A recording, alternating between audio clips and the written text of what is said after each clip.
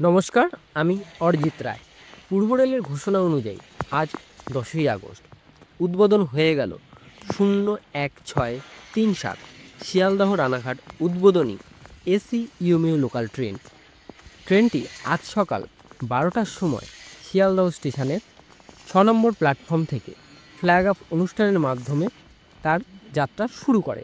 ট্রেনটি প্রথমে বিধাননগর, তার পরবর্তী দমদম জংশন, তারপর সোদপুর, খড়দাহ, ব্যারাকপুর, নৈহাটি, কাঁচরাপাড়া, কল্যাণী, চাকদাহ এবং সর্বশেষ রানাঘাটে ঠিক 1:40 5 নম্বর প্ল্যাটফর্মে এসে উপস্থিত হয় এবং তার এই যাত্রাটি সম্পূর্ণ করে।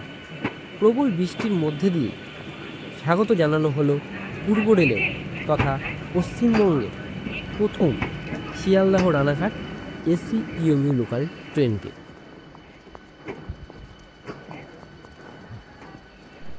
ফুল এবং অন্যান্য আনুষঙ্গিক জিনিসপত্র দিয়ে খুব সুন্দরভাবে সাজানো হয়েছিল আজকে এই ট্রেনটিকে।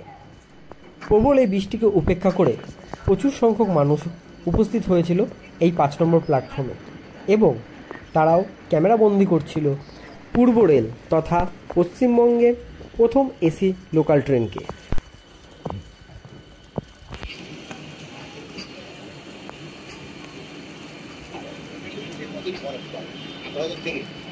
চালাক